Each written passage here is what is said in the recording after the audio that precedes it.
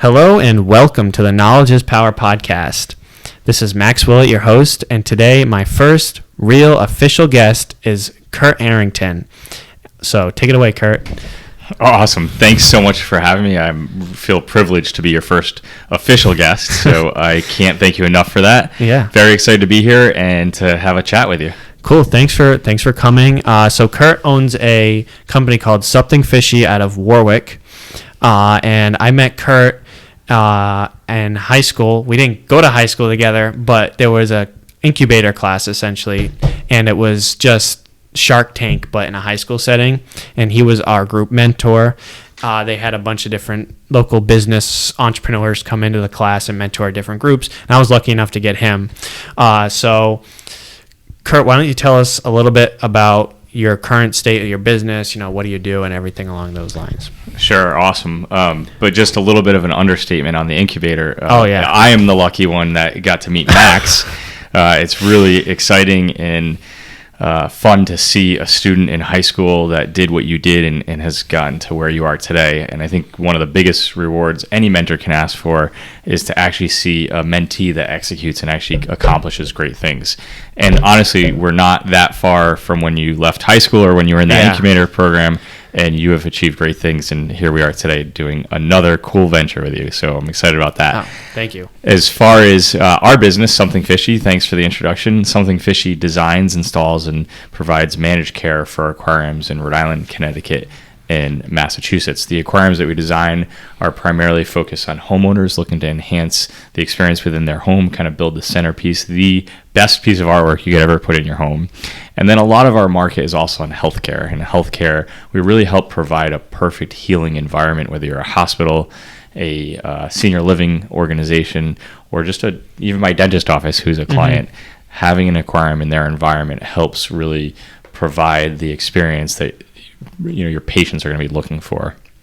And then today, and particularly with offices having the rebound, bringing their teams back in, we're really looking at team player wellness and the environment that you create around having a well-being or having well-being in your commercial or corporate office space. And aquariums are a huge impact to employee wellness and bringing your team together. So that's and I guess from a product standpoint, we don't only do the design, but as I mentioned earlier, we also service the aquariums. So they're virtually maintenance free. So our team goes in on a regular basis, which is why our focus is Rhode Island, Connecticut, and Massachusetts, to take care of the exhibits that we build for our clients. Okay, very cool. And basically, I guess a cool way to sum it up is you do what the fish tank guys do on Animal Planet, but better. Very well. Yes. Absolutely. Yeah. So they're not around anymore, so enough said, right? Oh, really? Yeah, they're no longer around. They the whole place went out of business? Yes. So really? And it goes to show your business principles have to be true, your values have to be true to be a sustainable organization. Okay. And what you saw there was a cool business that had values that aren't sustainable. Yeah. And TV can prop you up for a while, but it's not a forever company. Okay. And I'd like to talk a little bit more about that those values that you mentioned later on. But why don't you tell us a little bit about your background and why you started the business, when you started the business, so a little bit about your story of how it got started. Sure. It kind of goes back to when I was 8 years old. My parents bought me a goldfish for Christmas. That turned into me jumping full into the hobby of aquarium keeping. At the age of 15, I had 4 aquariums in my parents' home. At the age of 15, I was also thinking about how I'd save enough money to have my first car at the age of 16. So I started cleaning. I thought, why don't I clean aquariums for people? So I went to my dentist in Westerly, which was a few miles from my home, and asked if I could clean their aquarium. And sure enough, they allowed me to do that. So once a month, I cleaned that aquarium there. The practice has since been sold, but they're now on their 4th new location and 4th aquarium, a custom aquarium in a wall, really, really awesome tank. That was my first client 25 or so years ago, actually more than that, pushing 30 years ago. And so I was 15 years old. My parents literally would drop me off at that account once a month. I got my driver's license, and then I started selling aquariums. If you didn't have one, I would sell you one. If you had one, I'd solicit the service for it. And by the time I was 17, which is about my senior year in high school, I made $50,000 cleaning aquariums. Wow. So that was the beginnings and how I got started. Yeah, that's crazy, especially do it in high school. That's a little bit more than I've done out of high school, but I'm trying. And what was your biggest inspiration behind starting your own company? Because a lot of people have a lot of different reasons, and unfortunately in some cases it's for the money, but I definitely think that's not in your case, because look at the work you've done and what you've built. People who build things purely out of money is it's a lot. A perfect example of that is Jordan Belfort and the whole Wolf of Wall Street thing. That there was no passion in that. The only passion was money, and a lot of businesses fail in that case. So I sort of rambled on there, but no, you're right though. You got to find your passion first, yeah. and the wealth will follow. And wealth is different for different people, right? Mm-hmm. Wealth, having all the money in the world and not being happy and fulfilled, is not wealthy. Exactly. And if you really find what you love doing, people are going to want what you have. I don't care if you dig holes for a living, but you're passionate about it. People are going to want you to dig their holes because they want to be part of your passion, and you'll be the wealthiest hole digger ever. Yeah. So I think that's really important. So I'm glad that you mentioned that. As far as I think your question was really when did I find the passion around the business itself?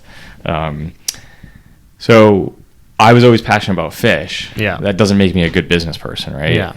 And what was really important was to realize that it's funny because I met you when you were 16, 17 years old. Yep. And there's an incubator program at Charo High School. There's business, everywhere you look today, entrepreneurship is like a hot thing. Well, it wasn't like that when I was 15, 16. I didn't actually even tell people I had a business. It wasn't like something to be proud of. If anything, it was what you did if you couldn't get a job, right? And at 15, 16 years old, when I was cleaning fish tanks, I looked at myself as a fish tank cleaner. So my peers, my friends in school, I didn't talk about that. And then I think I was 17 years old, kind of going into that high school year. Probably a lot of my friends didn't know what I was doing, cleaning fish tanks. And it was my uncle actually who was in marketing for GE and an executive there. And he said, "Man, you have something that you could be really big. You could go national with this." And that's when I realized that I didn't just clean fish tanks. I owned a business cleaning fish tanks. And even though I was an employee of one, a company of one, I realized that was the turning point, is that I knew I had a legitimate business at that point. And I also thought back, to my childhood, from my paper route to the lemonade stand to, any way I could think of kind of earning extra money in lawn service. And I always tried to make a business of it. And I didn't realize it at the time, but I was an entrepreneur. So, and the word entrepreneur wasn't popular. It wasn't in demand. It wasn't the cool thing. And that's when it, I was 17 years old, and I realized, heck, this is something that I love doing, and I love the business aspect of it. And I was actually planning to go to college for criminal justice. Okay. So that moment at 17 is when I realized I'm not going for criminal justice. I'm going for business. Yeah. And I own a business, and entrepreneurship is what I want to do. What's interesting about it, and one thing I've learned and share with a lot of people, and probably talk to you about this too, is that if you are passionate about a hobby like aquariums, it doesn't mean you should make a business out of it. If you are passionate about something and you're passionate about entrepreneurship and business, that's a great combination, because there's a lot of great electricians and great bakers that aren't going to be great business owners owning an electrical company or owning a bakery. Yeah. So you really have to be passionate about both sides of that. And today, I love our product. The passion is still there and is on fire as ever. And certainly the dynamics of growing a company, I'm just on fire about it. Love it. Yeah. Well, that actually reminds me of a book I read or started reading. A lot of people in BNI recommended it to me. And the name of the book, unfortunately, is escaping my mind because it's been a few months since I've read it. But they talked about, there's the entrepreneur, the technician, and then there was one other thing, and they were talking about how a lot of times the technician starts a business because they know how to do everything, and then they get to the point where they started doing what they loved, and then it turned into work.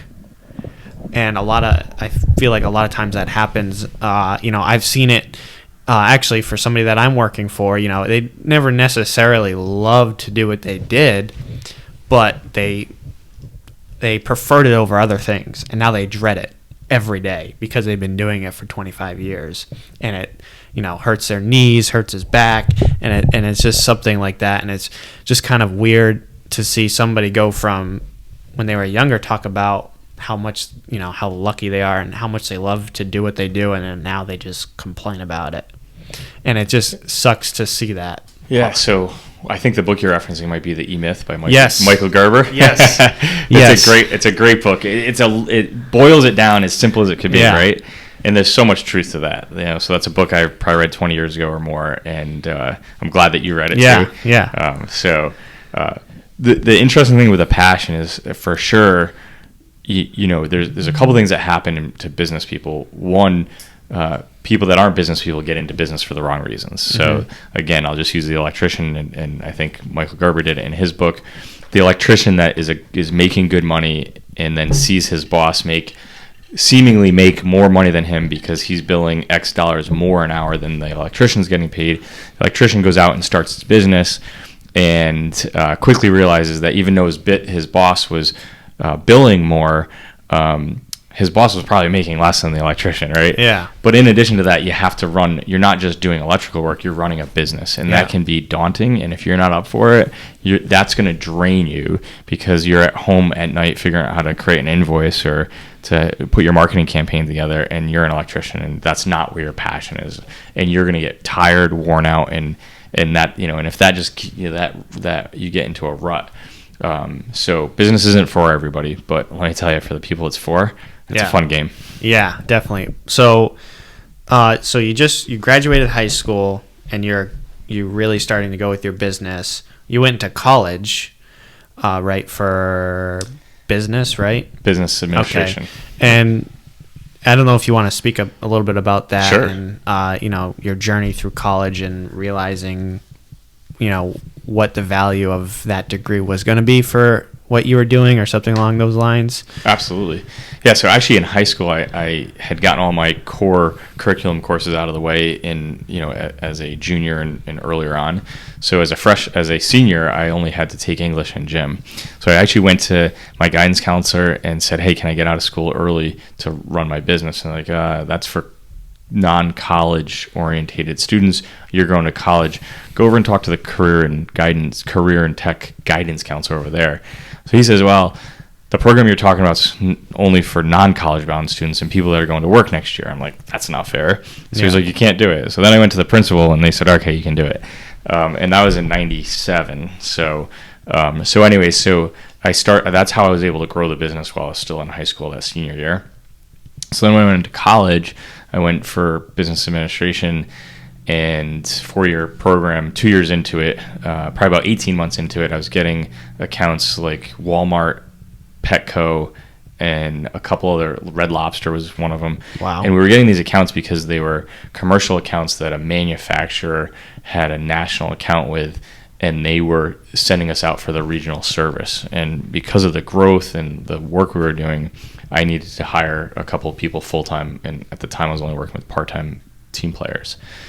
So I took the winter semester and the summer semester to develop training, hire a couple people, and then go back to school. And I never went back to school. So I got the 2 years in, and that was the end of my my college career, if you will. Yeah, because I had a friend tell me, because I don't know, I've been contemplating school and the value of it and everything like that. But I mean, especially having your own business, going to school, and as I'm working, laying down hardwood floors. That's what I did all day today. School definitely is like the third thing for me right now, which it shouldn't be, but like it's just a weird feeling, like, because in high school it was all about school and then baseball, but now it's sort of like it's just weird because I'm going for engineering, and I'm just gonna completely open up about this, but I don't know. I've been contemplating about taking a year off. Should I just switch to business because right now I'm in for mechanical engineering, and let's be honest, business is easier than engineering to graduate from college. I'm not knocking, but like it's just like calculus is hard. Like it's hard and it's very time consuming. And I feel like, if I wasn't doing this, I could be working on my website. I could be emailing people. I could be getting instantaneous results, which I guess is sort of wrong, because patience is a virtue. But I've also had some recent experiences that make me just want to do things now because you don't know, time is limited. Patience is a virtue, but time is limited. So it's just like, I don't know what to do, sort of thing. You ask great questions, and you're thinking like most college students would that have started their own business, right? And certainly there's many college dropouts that have built wildly successful companies. I can speak a little bit about my experience. One of the things that I think you bring up is you're in school for engineering, and you certainly have an engineering mind, but from my conversations with you and the time that we've had together, you are passionate about engineering, but you're even more passionate about business. Like you have something, whether it's the business you're in today or the business that you'll create tomorrow, you are going to take something and get to the next level and do really amazing things in your life. And you've already started that. So thanks. And that may be around engineering, it may not. It's hard. Only because you're in your shoes, but it may be that engineering isn't the right platform at school, but you would be really passionate about the school of business. Mm-hmm. So that's something to think about as we're coming into spring. Maybe this is a good time to look at that, because I do think that college is really important. And if you look at even my career and the success that I've had, I feel I'd be further along had I stayed in school. When I was in school, it felt like school was slowing me down from growing my business, but that was being short-sighted. And what I learned years later was that school would have taught me and connected me with people, alumni, and built mentoring relationships that would have propelled me further along. So maybe in my 20s, at 22, 23, I wouldn't have had a very successful business. By the numbers, maybe I still would have had a business, but instead I would have been in school focusing on that. But then at 25, 27, 30 years old, I would have been further along than where I was. So I think you really have to assess school's going to teach you a lot of things that I learned the hard way. And I had to go through failures that would have been prevented if I stayed in school. So I think it's something to think about and just consider what discipline is right for you versus engineering versus business. But no matter what, Max, there's one thing I know, and that is whatever you do, you'll figure it out. Well, thanks. So, I mean, essentially what you're saying is it's not what you learn in school, it's who you meet from school. Exactly. Okay. So, because it's one of those things, and I thought was a great example. I went golfing with somebody over the weekend, and I'm going to keep this person nameless, but it was a friend of a friend's, and he's going to school for marketing. And I'm like, I'd love to talk to you a little bit about it. I have my own business, and I want to know what the college is, what URI is telling you. And I'm like, so I started talking about, like Google SEOs and branding and stuff like that. And he was like, what's Google SEO? Like, what is that? And I'm just like, it kind of made me realize, sure. like, really? Like, and he's out of state, so he's paying like $25,000 a year. And like, I learned that, like, when you put me in contact with Kai, who was the marketing person, for obviously you guys don't know who that is, but like, that was one of the first things he taught me was Google SEO. Like he said, it was one of the most important things in a modern business, especially, a type of business like me who's virtually all online. And this college student had no clue what it was. And I started talking to him a little bit about marketing, and he honestly didn't really know anything. And I feel like a lot of kids who go to college, it's all about partying and stuff sure. like that. And I definitely think that he fell victim to that. Well, here, I want to just touch on something that you talked about with what, going to school, what it's all about. Yeah. Is meeting people is definitely one of them. But the other thing is that, and this is definitely in college, but it's also in life in general, college is going to give to you what you take from it. Yeah. So there are a lot of students that go through college and they really don't learn that much, and they just get by. And that's fine, and they can go on and do wonderful things, I'm sure. But then there's also students that realize what is really being offered to them, and they take, and that's what it's there for. Professors, mentors, they want you to take that. It's just that only a very few students actually do that. And they just go through the motions, and they don't do what's really required to get the best education. Mm-hmm. And that best education is gonna come through really grasping the areas that are of most interest and of what might be most important to you. And that's probably in the area of entrepreneurship and business leadership and business management. And those are the things that you really want to grasp on. So, and it's the same thing in life. There's nothing that has led to my success more than me just being curious. And I didn't have any opportunities that the guy right next to me didn't have. The difference is I just kept asking and looking. And, I have this quote that I stole from somebody else called, opportunities are everywhere. The problem is they're dressed up in work clothes. So it takes work to uncover them. Yeah. It takes effort. And I'm willing to put that effort in. Most people aren't. Same thing in college. It takes effort to get the best education out of college and to make that experience propel you in your life forward faster than anyone else. The average college student is not propelled that much further in life with college. It's not the college, it's the student. The right student will be propelled tremendously by a 4-year or greater degree. And you are that right student. Okay. Wow. Okay, that's pretty interesting.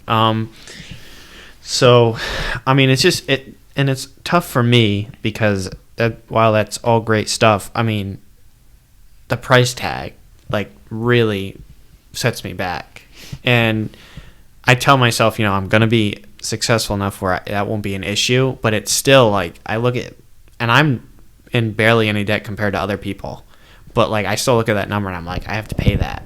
And I have no money, and it's so that's one of the biggest another thing that really throws me back, especially I have friends that are paying a lot more than I am for college, and and it's sort of weird. I think of things differently than they do. They go to college thinking they're just gonna go work for somebody, and that's how they're gonna make their way. That would just annoy me. Why would you want to I know this is sort of an old term when I was YOLO. You only live once. Do you really want to spend it working for somebody else, dreading going to work every day, and just not loving life every second, that you're lucky enough to be here? And it's I don't know, people, I guess that's what they're happy doing. And if that's what they're happy doing, it's what it's what it is.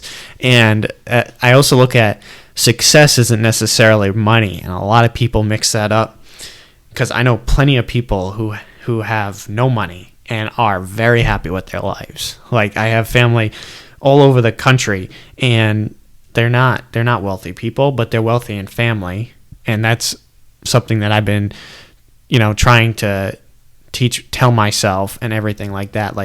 If you have success is not money, and I know that's kind of veering off course here, but success is finding happiness in what you want to do, and this is what I want to do, run my own business. So I don't know, it just that it was also weird, because again, I was talking to that person, and I haven't really talked to a real college student since then. I've talked to people that are sort of going to college, and I have a couple friends that, because it's all online, aren't really going. They're only taking a few classes, but this kid is fully enrolled in marketing, and he's just I'm just gonna go work in sales or something like that.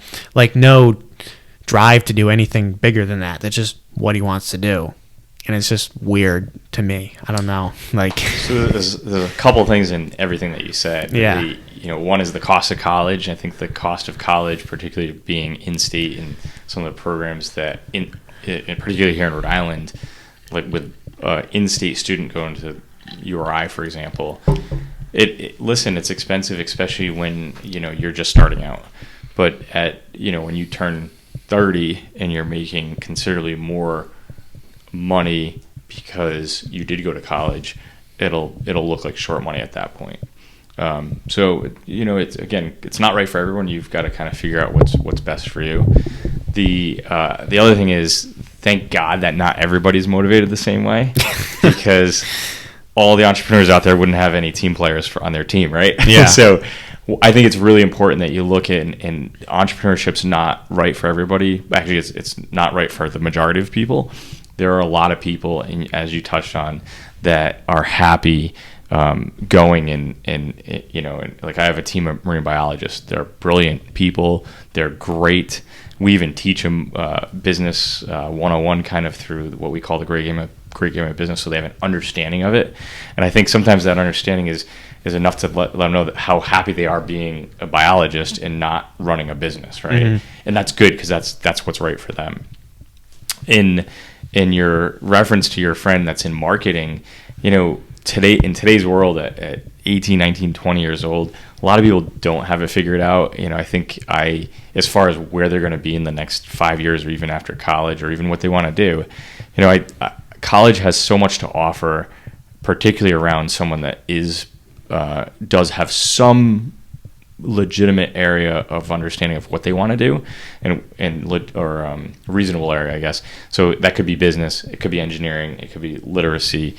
You want to at least be in the right channel, right? Because that will help you figure out where you want to go. And marketing in business is a good generalized degree, because that can take you so far. I don't know if college teaches you what you want to do when you get out of college. Yeah. It gives you some resources so you can then figure it out. To touch on that aspect that you talked about with someone not knowing what they want, I think you figured it out. You know where you're going to be. And I did too when I was your age. That's not that we're fortunate. That's not common. Of course. Yeah. But when the marketing person does graduate college, the best thing is, even if it's free, for them to go look at other companies and intern for, I don't care if it's a day, a shadow day. Like I tell this to people all the time, and very few people do it. If you think you're interested in something, go shadow someone already doing it, someone that's successful in that, and see if you really like that. If you think you like it, take the job. If 6 months later you hate it, move on, do something else. Yeah. The only way you're really going to find what you like doing is if you're actually doing it. And okay.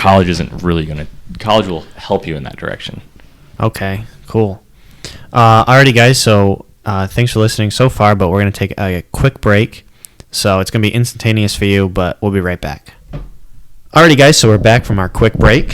So earlier we talked about the fish tank company from Animal Planet called ATM, and you mentioned about some values in that company that sort of led to its demise. I don't know if you want to talk a little bit more about that.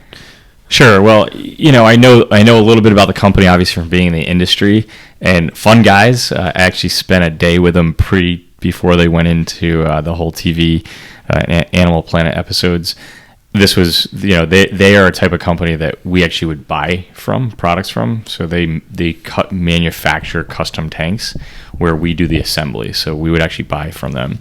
Spent a day with them. Great guys, kind of a cool operation, but a little bit all over the place. And then the TV, so we actually didn't end up doing any buying from them. We were actually concerned that might not be a good business decision.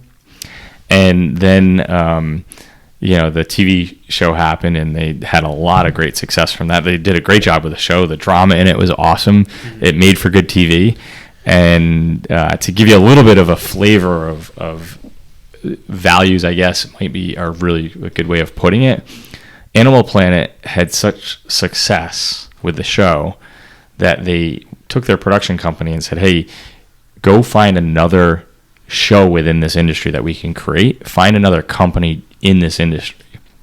And they actually found 20 companies in and around aquarium stores or service companies like ours, interviewed them for a potential show.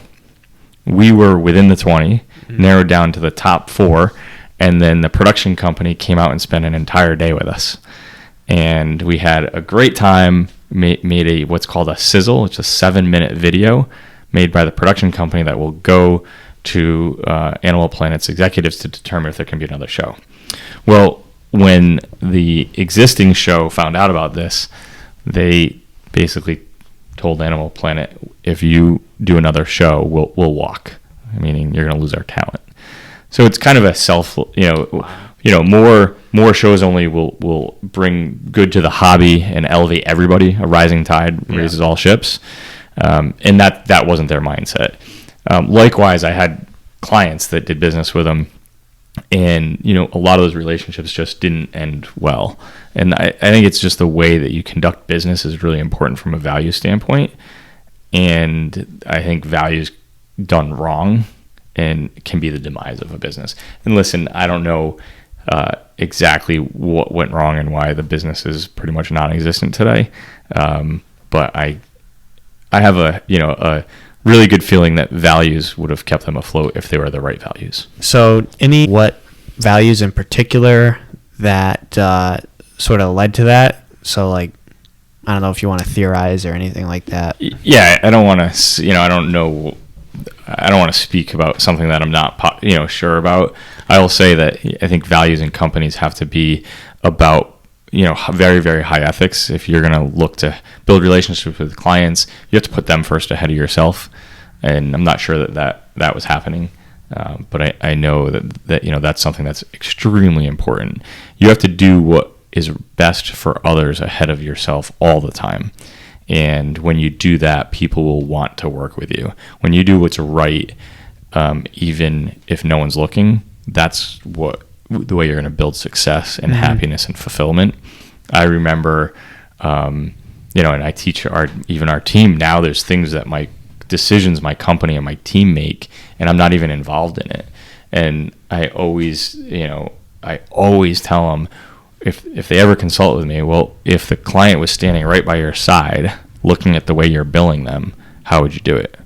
And like this way, then that's how you do it. Yeah. So you always do what's right. We've made mistakes before, and we call it out and say, hey, we made this mistake, and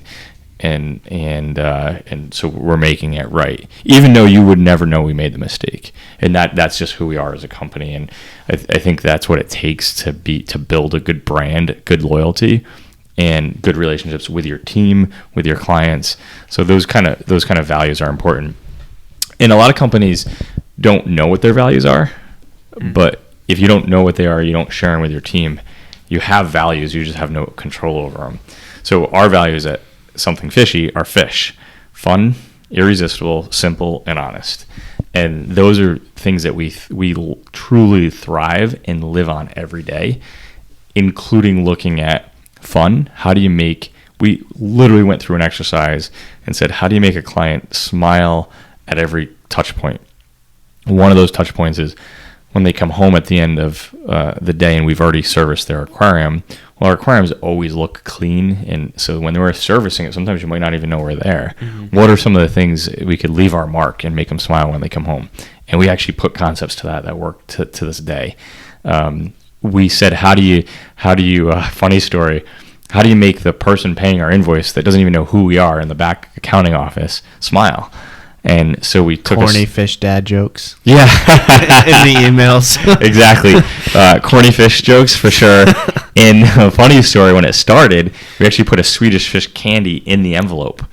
Okay. And a couple months later, we realized that all this is back when most of our invoicing was paper, and when it went through the mail machine, it would unwrap the individual candy inside. So the accountants or bookkeepers were opening something with an unwrapped Swedish fish and an empty wrapper stuck to their invoice. So it's kind of funny, I guess, but we had to stop doing that. Yeah, well, it's a lot of those little touches that go a long way, especially in that sort of business where customer service is everything. But I also remembered when you were talking about, Something Fishy and the services that you guys offer, and you talked about like nursing homes and stuff like that. I just thought that, because in high school, me and my partners, we did the personal observatory, if you remember. Sure. So basically, it was an automated telescope that would turn and go up and down to the star correlations and different, the moon or like Mars or something like that. But it was a lot more user friendly. Like those already exist, but they have like a remote that you'd see from a 1980s TV. Like it's very poor. I mean, the quality is great, but they cost a lot of money, and you have to be trained on how to use it essentially. And you had mentioned, that it might be a good idea to have it in a nursing home, and I feel like there's a lot of businesses, that revolve around that could benefit from that. I'm not saying nursing homes are, you should take advantage of them, but like it's just cool to see, how one sort of business model could be applied to another business from a different perspective, I guess. But that was just a quick thought I had. But because obviously a telescope, maybe like live streaming the star correlations on a TV, and it's just really cool because I'll find myself just like at night, I'll let the dog out and I'll walk outside and I'll look and I'm just like, that's awesome. Amazing, right? So yeah, but I don't know. That was just a quick thought I had. So I just have another question for you. So for people that are starting their own business and are a little bit short on change, is it a good idea for somebody to borrow money from a bank or a family member? But before you answer it, I just want to say, like, from family experience and having family members that have done that, I don't think that's a great idea. Just speaking from me, not knowing anything, but I just wanted to get your opinion on that. I guess borrowing from a bank. Sure. Unfortunately, most businesses that are at startup are not bankable. Yeah. So a lot of times that's the cause for individuals that are starting businesses to go elsewhere and find alternative lending sources, which oftentimes are family and friends. Today you have crowdfunding, which it makes it a little simpler. So I'll back up. I think one of the questions you had is really, should you borrow money first, right? Yeah. And then second, where would you get it from? As far as should you borrow money, I think it depends on what the risk is that you want to take. So if you look at my business, when I started out, I was 15. I didn't even think about borrowing money. I just needed a bucket and a hose, which I already had. So I was able to start doing that. And borrowing money at that point for me wouldn't have made sense because my objectives were to earn enough money in high school, so I didn't have to work in college.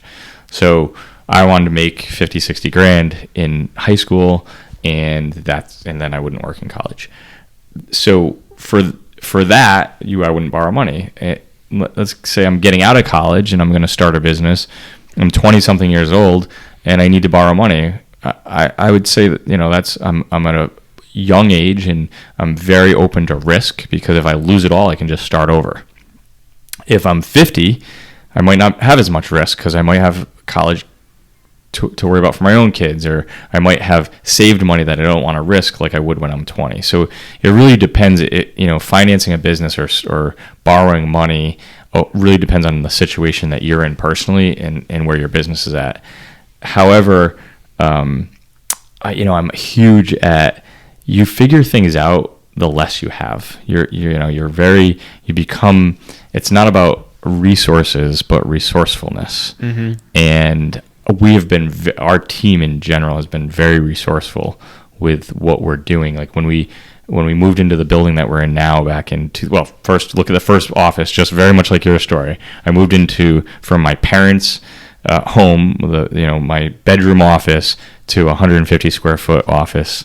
And then in that same building, we grew to 2,000 square feet, one step at a time as I could afford it. I never borrowed any money. And then we moved from that building and opened up a retail store. And that was the first time I borrowed money. And I borrowed it from my family. My parents, I was fortunate that they were able to lend it to me.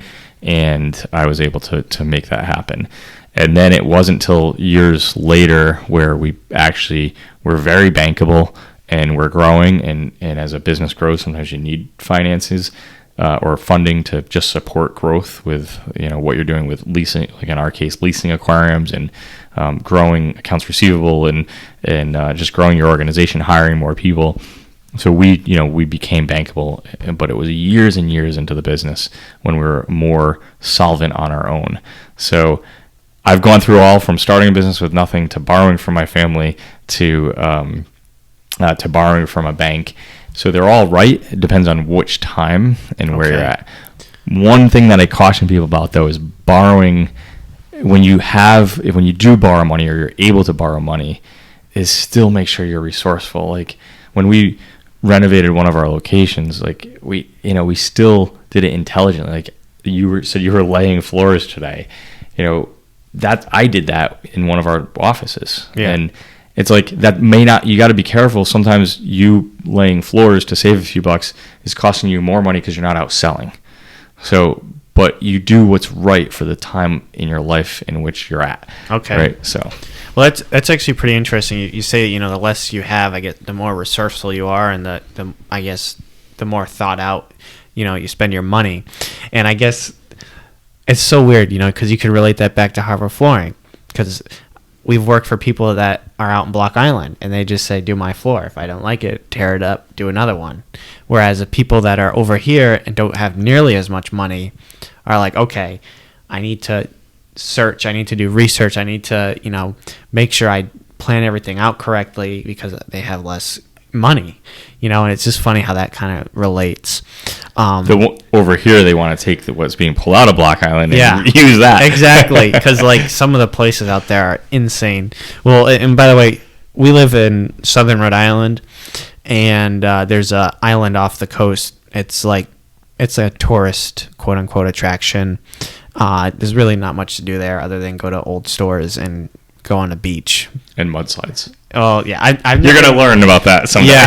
Yeah. Well, yeah. It's just, I've been working for this Harbor Flooring guy, and actually the first week we went out there and did floors, and it's just a weird place because there's only that one main road that's paved, and then everything else you need a 4x4 to get to, and it's like these people have all this money, and then you go to their house and it's down a dirt road, and then it turns out to be some $10 million mansion.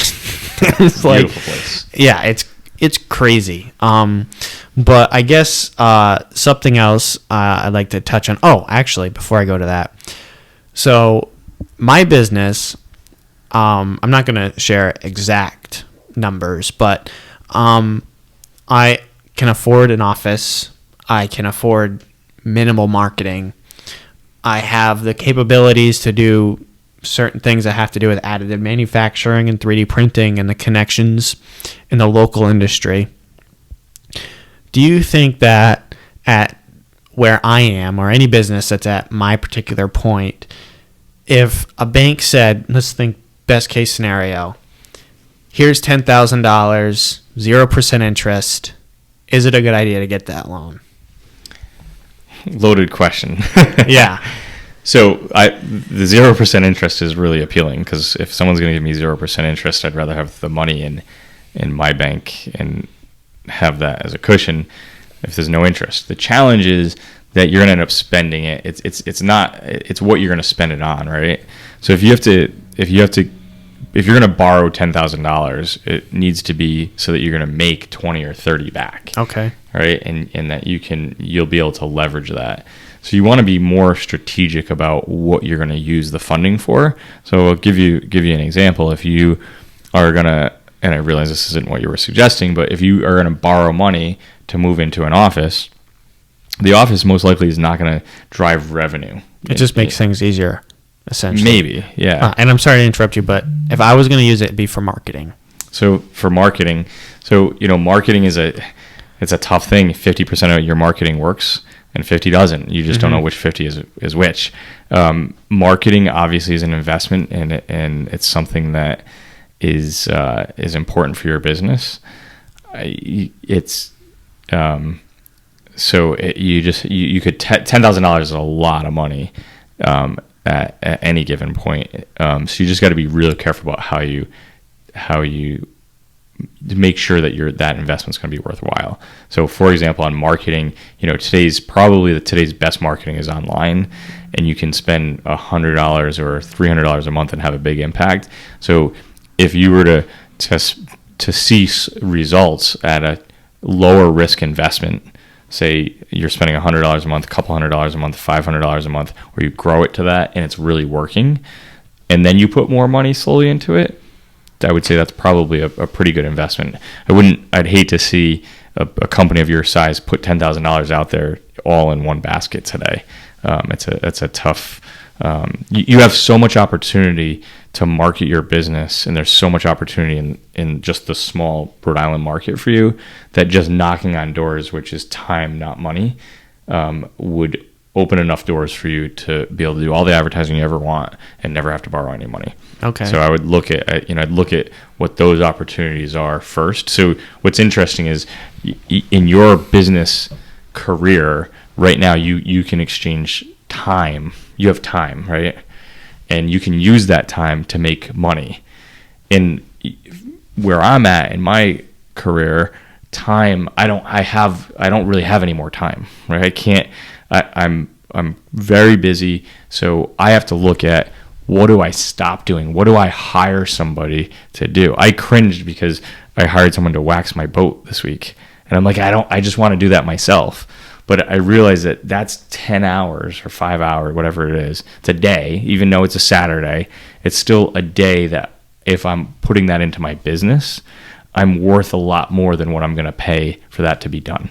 So you really have to look at that kind of situation, and that's see what you have time today to be out there marketing your business. Yeah, it's sort of touchy though when it comes to knocking on doors, because the person that lives across the street from here doesn't necessarily need rapid prototyping services. And it's weird because I don't know, I keep relating back to this, but when it came to hardwood floorings, I was explaining my business to him. I mean, everybody that owns a house can benefit from his service. That's not the case for me. I have to really pinpoint different people and different companies and say, all right, I mean, and the hard part is finding those people. I don't need a lot of them, but I need, maybe 10 or 15 big clients that continually send me work. Like, I have one of those right now. And if I had 10 of those, like, that'd be ideal. And I could still be in the same spot I am right now, in my 400 square foot office, one room sort of thing. But I guess if I were to use it, it would be for, Google SEOs and stuff like that, and Google marketing. But talking to marketing people like Kai, it's not like you could pay all the money in the world to get your Google ad, the first one up there. But the thing that is incredibly difficult is getting somebody, after they've clicked on your page, to then convert that sale. Having all the money in the world just to get it up there isn't even half the battle, because you can do all of that. You can spend all that money and then have a crappy website and nobody's going to buy from you. Right. Because it's all about first impressions. You only have, what's the quote? You only have one chance to do a good first impression or whatever. I don't know what the quote is, but that's sort of where I'm coming from. I mean, it's just an interesting, different sort of market, I guess, of who I'm selling to and what I'm selling. So I don't know what your thoughts on that. Yeah, every entrepreneur goes through this. If I only had more money, and no matter where you're at, you're always going to have more you're always going to want to spend more than you can afford to spend. There's always going to be more things to buy than you have the money for, always, especially in a growing business. I have never ever had the ability to just do whatever it is that we wanted as a company. We've done well. Right now, we're moving into a new building. We signed the purchase and sales. I didn't know that. Sales today. We put a deposit on it, and so we have 90 days due diligence. So, wow, I didn't know that. It's 3 times the size of our location. Wow. and we're moving from a lease to a building purchase. Where is this building? It's on Metro Center Boulevard, so a mile from our existing showroom. Is it in like that big business part over there? Yeah. Okay. Yeah, I know where So that is. excited to show you. And, Yeah. But you look at so even in this building purchase, right? There's things we're going to have to cut back on. Our list of things we want and what we really feel we need are greater than, the financing and the investment we're willing to make. So you have to make concessions and do what's reasonable, right? And we're doing an investment analysis. And if we spend this, our business will grow by X, right? And that's what you really have to do at any time that you're making an investment. Your business is so young and there's so much opportunity right here that I would just look at ways to not go into debt in order to grow your business, and be very any investment you make, be very reasonable with what that is, because where you really don't want to be. You talked about debt from college. You don't want to go through. I think you should stay in school and maybe look at the business side of that too, but you don't want to be focused on having school debt plus business debt. I'd love to see you graduate, and really, you're gonna feel free when you graduate. You have the education behind you. I don't want to also see you have that level of business debt behind you.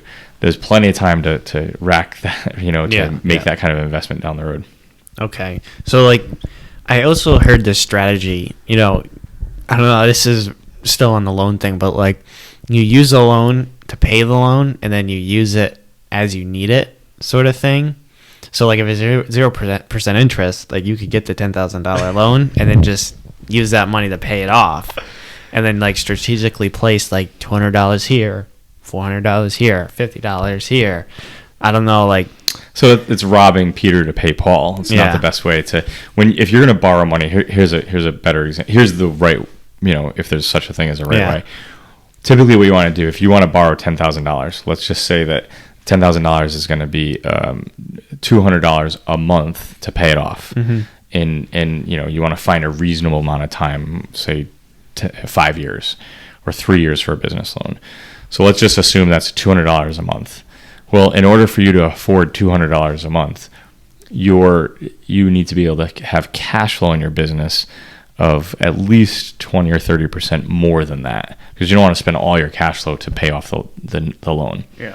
So if your business bills $1,000 a month, just to have round numbers, and easy math for me, if your business is billing $1,000 a month, and then you have payroll and utilities and expenses, and that brings you down to $400 a month left, and then you have $200 to pay off your loan, you still have $200 left.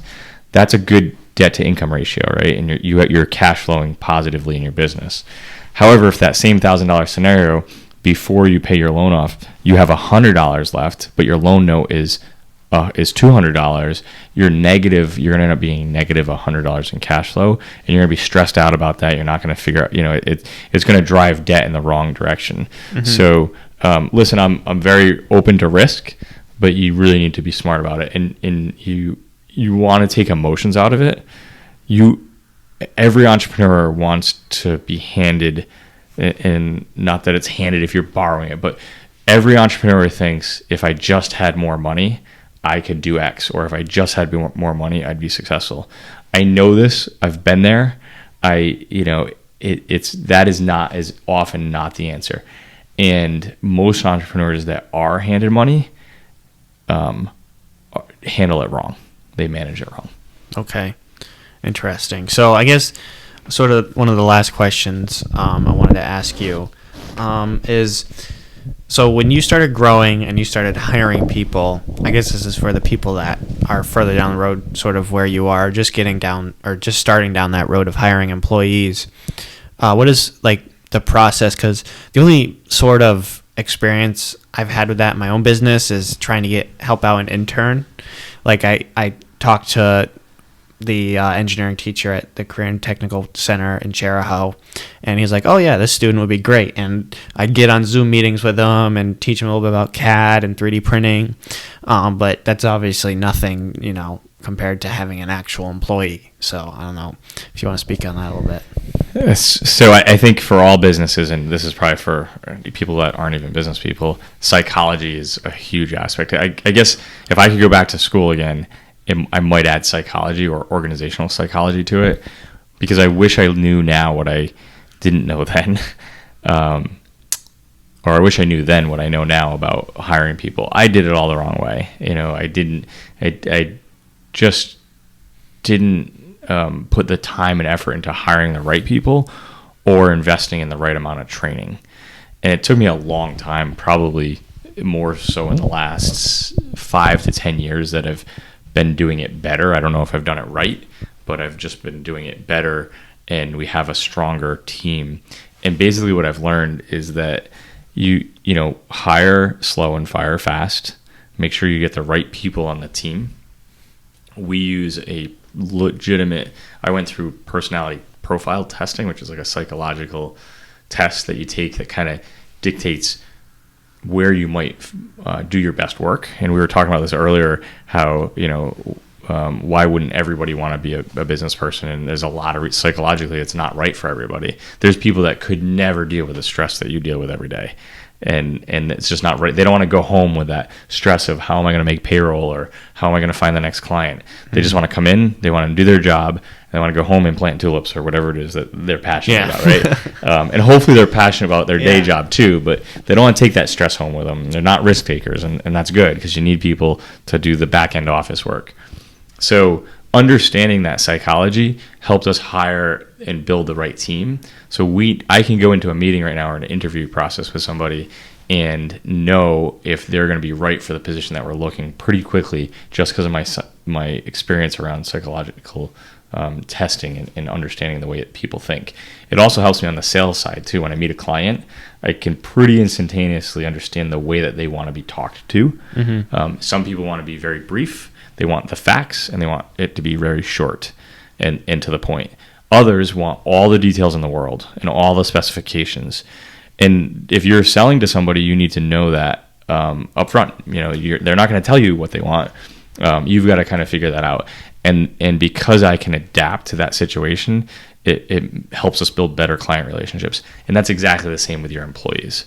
So hiring is something that you really want to be particular about, and make sure you get the right person for the right job. And then once you have them, the way that you treat and respect those team members is huge. I firmly believe if you take care of your team will take care of your customers. I'm going on vacation for 2 weeks, and one of my team players just before I came here, came up to the office and he was like, "So you ready for vacation?" And I was like, "I am, and I want to go, but I just don't want to leave for 2 weeks." Yeah, I'm like, I feel like it's so, and he's like, "Well, you don't have anything to worry about here. We got it covered." And he's right. I'm not worried about that. I just am having fun every day, so I want to be there. But he is right. I'm not worried about it. And it's kind of interesting. If you hire the right team, one of the benefits will be that the team will take care of you. Mm-hmm. And you got to treat them right, and they'll take care of your customers. But think about this, Max. In my business, one of the things COVID taught me, I spent 10 days in the office, and that's probably exaggerating, in a year from March 20 to March 21, less than 10 days in the office. How is that and my company grew. How is that possible? Because of the right team. And one of the things I learned from COVID is let them go. I don't need to be there to make sure they're doing things perfectly, right? Yeah. And if I am there making sure they're going to be doing things perfectly, I'm just going to mess things up. So it's really important that you get the team dynamics proper in your company and organization. That's really interesting on COVID there, because it's affected a lot of different businesses negatively, in some cases positively. I mean, you've seen large businesses like Walmart and Amazon just completely explode. And seems like a lot of people have forgotten about the little guys, which is very unfortunate. But I don't know if you want to talk on a little bit how COVID has sort of, I know you mentioned that a little bit, but how it sort of restructured how you run things in your business compared to before. I don't know if you want to talk about that a little bit, or... Absolutely. Yeah. Sure. Who could have ever imagined this, right? I remember the beginning of March in 2020, a team member saying, "Hey, we really need to think about a plan around this COVID thing." And I was in agreement, but thought it would never happen. And Yeah. and we literally sat down and put a plan together, an isolation plan to keep our team separate from each other and protect our clients and proactively reach out to our clients about what we're going to do. And so it turned into probably a half a day meeting that turned into a whole lot of execution over the next couple of days. And less than a week later, we were implementing the plan. I thought we were developing a plan that would sit on a shelf for the rest of our lives. So it changed our business overnight. And no one could have seen the silver lining in that. And obviously, there's a lot of people that were negatively impacted, and we lost business ourselves, but people more significantly were impacted from a health standpoint. But setting that aside, our business is stronger because of it, and I'm sure other businesses see this too. As an owner, I always felt that I had to be visible, I think, to show that I'm there to support you. Like, I work from home, I work from Starbucks, I work from my office, I work wherever my business brings me because I'm on meeting with clients a lot. I work a lot. I put a lot into my business, but I still felt like I had to be visible to my team. Mm-hmm. And I do think that's important for team dynamics. COVID taught us a different way to be able to do that. And there's tools and resources we have with, today's communication like Slack and our Trello and our software programs that allow us to have a team-oriented environment in a remote setting. And that's allowed us to really, really be able to grow. But I think most importantly, as an owner, COVID has taught me that I don't have to be there to all the time to make sure that the floors are swept or that our customers' expectations are exceeded. I have to just provide the tools to allow my team to do that. And the other thing that I did and learned is you have to be able to have metrics. So I run my business on metrics, so I can see people's performance by looking at a report card basically on a weekly basis. And a lot of that's numbers based, how many appointments you get to, what the revenues were, how many fish were sold, et cetera, right? How many calls were made. I can see reports that tell me the team is doing a great job.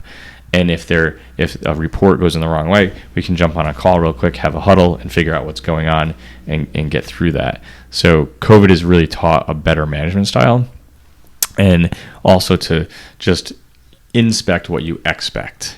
So if you and I have a conversation, Max, and here's the new protocol, and here's what we're going to do, you're smart, you're going to figure it out. You might even write, we call them play cards. So we've put process to our business, and COVID's allowed us to do that, given us some time to be able to do that. When we started having some customers that we couldn't service because of COVID, our team stayed intact, and we had them write play cards, which is our version of an SOP or standard operating procedure. And our business has grown through COVID because we've put process to it and we can replicate it. And again, some of that's been when we started talking about how we'd separate our team, we documented everything and handed that out. And that's a good example of play cards that were successful. And now we're doing that everywhere in our business, from the way we make phone calls to the way we follow up with customers, and it's streamlining operations. And that was also a result of this past year. Wow, that's some great insight. So the last thing I'm going to ask you, what is your message, I guess, to anybody starting their own business, going into college? If you could leave the listeners with this one last thing, what would it be? Go find someone that's already done it and learn from them. Okay, very cool. Well, it's been just over an hour, and thanks for coming, Kurt. This has been a great conversation. I've definitely learned something, and I hope the listeners have too.